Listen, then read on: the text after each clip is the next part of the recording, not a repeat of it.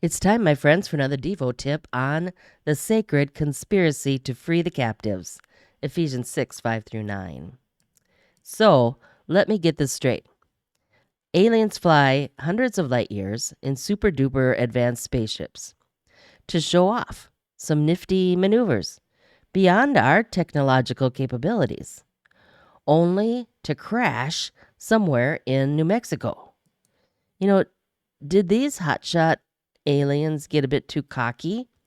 I don't know. I do know that the sacred conspiracy aims to free the captives in Ephesians 6. Many will often ask, why doesn't the Bible just say slavery is wrong? Well, it does.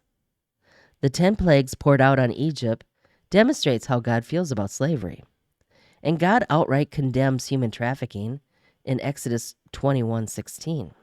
It says kidnappers must be put to death, whether they are caught in possession of their victims or have already sold them as slaves. With no welfare system in that Old Testament world, debt slavery was the only option for those who found themselves in abject poverty. It was common for people of that day to voluntarily offer their labor in exchange for outstanding debts. In return, their master would provide all their needs. But servitude was limited to a 6-year contract. After that, all debt was forgiven, and slaves were free to move on or to keep working. In the New Testament, Roman slavery was vastly different. Most slaves were prisoners of war, which means that they were former doctors or lawyers or teachers, and they were now suddenly resident aliens living under a formidable authoritarian state, the Roman Empire. So in Ephesians 6, 5 through 9, we see Paul offer a masterful call to dismantle slavery. He says, bondservants, obey your earthly masters with fear and trembling, with a sincere heart, as to the Lord and not to man. Masters, do the same to them. And stop your threatening, knowing that he who is both their master and yours is in heaven, and that there's no partiality with him. Do you see it? Slaves, obey as to the Lord. Masters, do the same to them.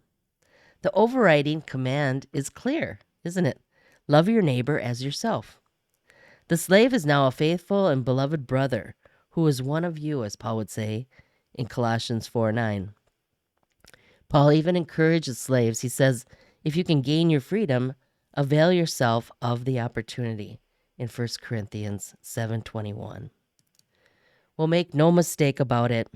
Paul lists human traffickers among those who are unholy and profane and puts them in the same category as abusers, murderers, the sexually immoral, and perjurers in 1 Timothy 1:8 through 10. You see, nothing in the Christian faith endorses the exploitation of one human for the benefit of another. Human trafficking is an evil that God will eventually purge from his good world.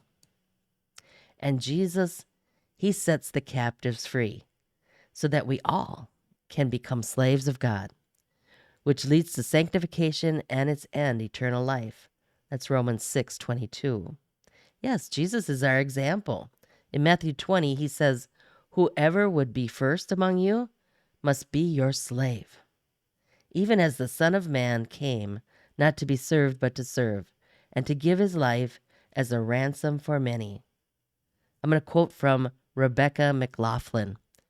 She says, Jesus had to become a slave whose life was to be traded in exchange for others. Status in his kingdom lies at the bottom of the pile. What a beautiful way to describe the sacred conspiracy.